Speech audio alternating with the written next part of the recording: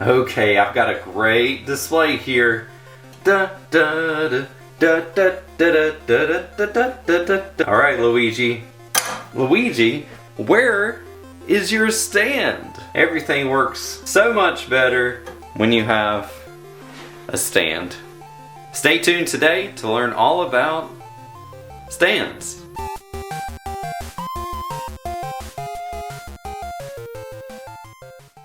Hey everybody, and welcome to another episode of Nostalgic Nick-Nacks. My name is Ryan and this is my retro gaming Perler Beading YouTube channel.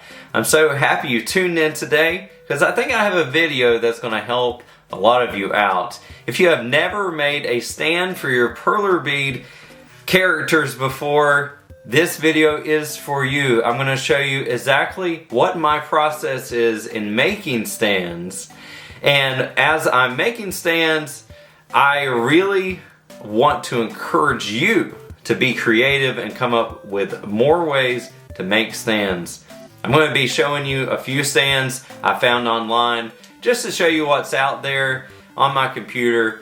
And then I'm going to give you a demonstration of how I make my stands. If you are new to Perler Beading, I've got a video for you. Check out the video up here. It's my beginner's guide to Perler Beading. It shows you all the ins and outs of what you're going to need to buy for Perler Beading. Got a lot of great things in there that you're going to need. Also, if you've never bought any Perler beads from Top Tier Beads, please check them out. I'm actually an affiliate partner with them.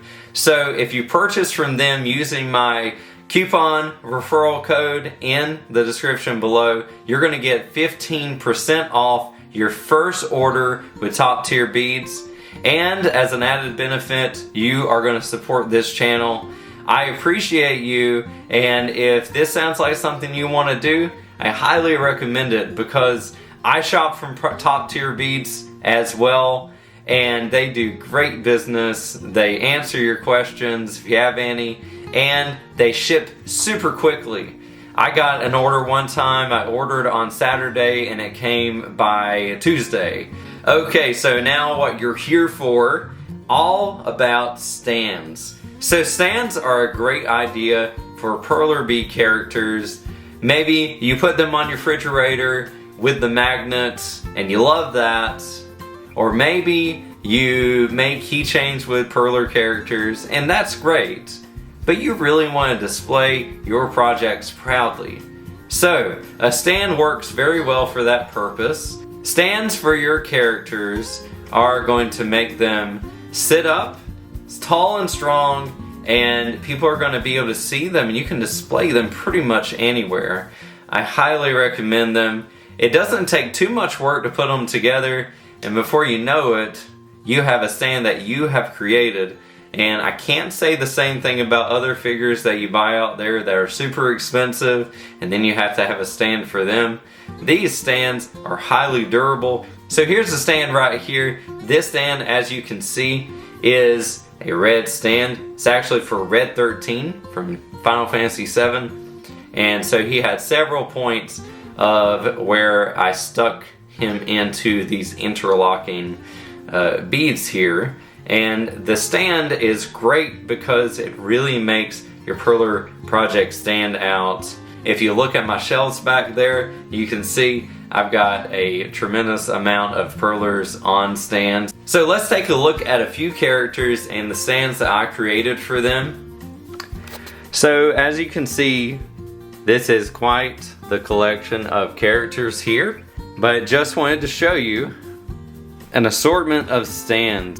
Robo here's got a really cool stand. He's got a long one. You can see how I have the spacing. The idea with stands is that you want to make sure each part is going to fit in to the interlocking beads. So you can see here I've got the right foot, I've got the middle, and I've got the end here, and he snaps into place just like that. And you can see he stands up very nicely. The more points of contact you have, the more success you have with having a wonderful stand that works.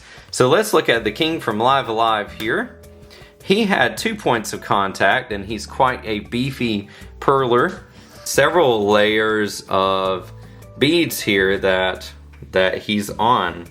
Now, I did it for him because I thought the red really stood out with his robe, but as you will see, not every stand has to be really big, and it doesn't have to be decorative. It can be very simple. If you look at Robo's actually about the same size as the king here, but his stand is very minimal. Here we have Mega Man, and Mega Man has a cool stand here, but he has this row, and then he has a small row of the toothpaste colored beads. I love the satisfaction of snapping in place. Listen.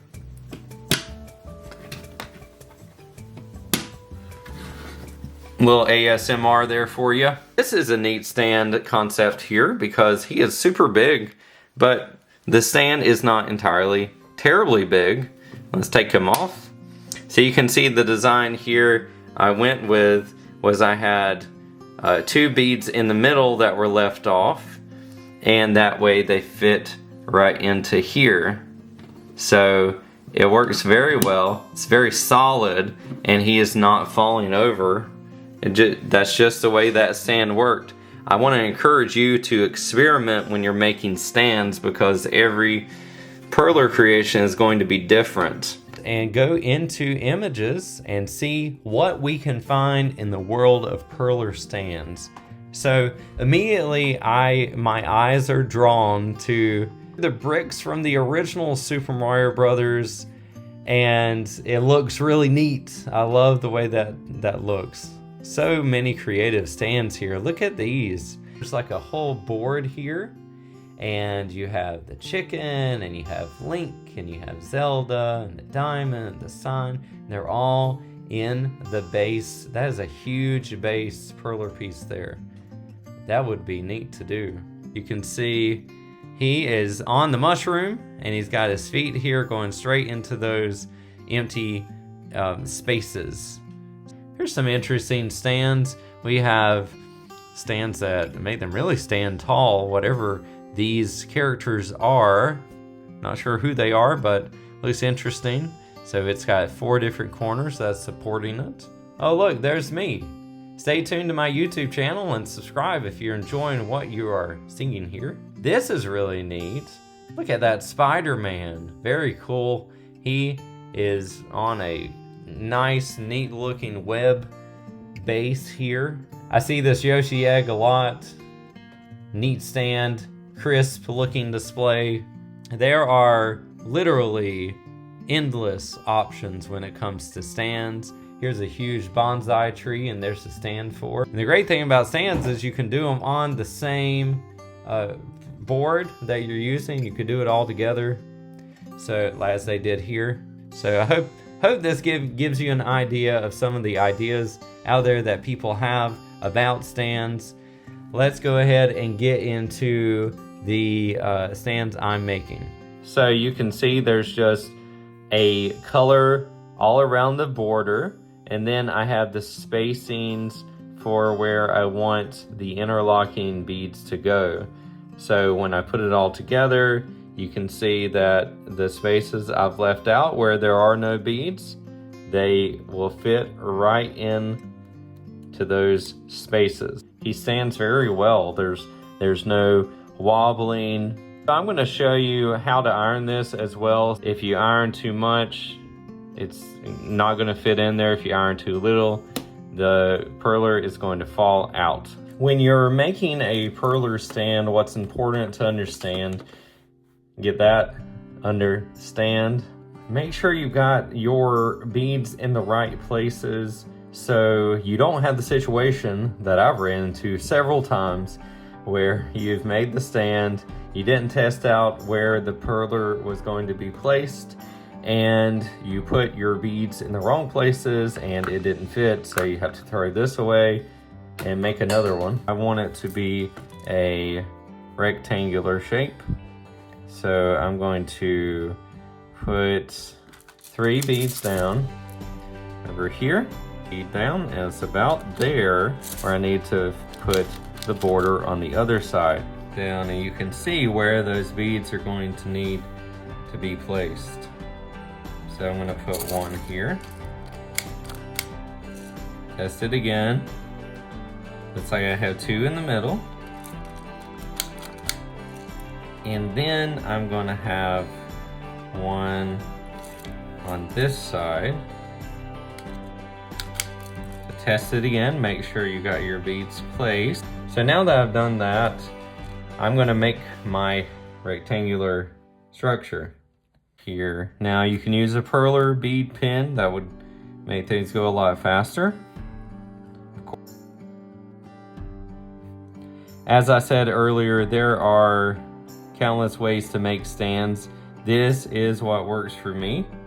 And I'd love to learn new ways to make stands. Sometimes that's all you need. You don't need anything fancy. Measure twice, cut once, right? So, okay, so everything's been tested, and now it's time to get to the ironing. Okay, for making stands, I usually go with the Cricut Mini because it is a really great small heat press that works well with a really great small stand. What you're gonna be doing when you're ironing a stand is you're gonna want to check it to make sure that it is not getting over ironed, because what happens is it will be too tight for your character. Got a piece cut for the board here, so I just go ahead and put it on anywhere, and I want to make sure that I'm not putting it on forcefully because that's going to move my beads around, and you really don't want these beads to move around when you're making a stand because you need them in the right places. So I get the right side here, move on over. As you can see, it's already melting very well, and it's not a lot of time you're gonna have to spend here. Take it off for a second and see where we're at. I'm gonna get this edge over here. Just wanna make sure all the connection points are there. So I did one side. That's just about enough time for me. It looks pretty good. I'm gonna flip it over.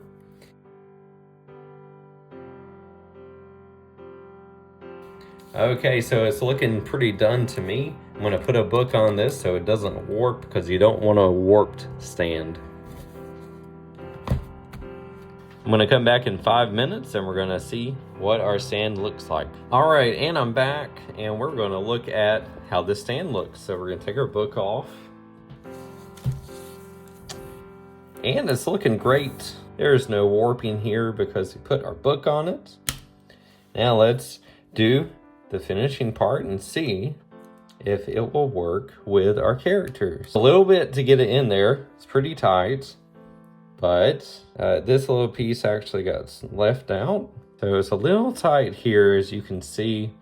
A little tight. That didn't actually get in there. But you know what? It's trial and error sometimes. And I do have the other stand. Let me look at the difference here. This piece here stuck out a little bit, so that's what prevented me from getting it in there. So I hope this goes to show that sometimes when you make something, it's not going to end up perfect, and even a little iron like this can heat it up pretty quickly. I'm actually going to try again with a different character. All right, attempt to number 2. This time I'm actually going to take this Black Mage's stand, and I'm going to make this into a rectangular stand. So I'm going to kind of speed through it here.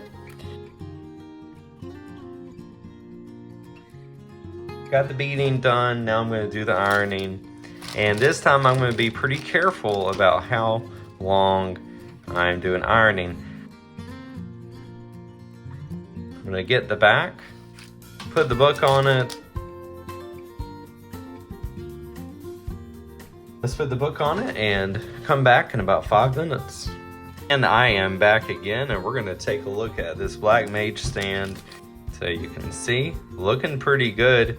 It's not really sticking out too much like it was in this one. You can see kind of comparison, see the little bulge there in the red and the blue. Really not bulging, so I have My hope's high for this one. Really good. It's looking great. The old stand. Here's the new stand, more minimal. Good job, Mr. Black Mage.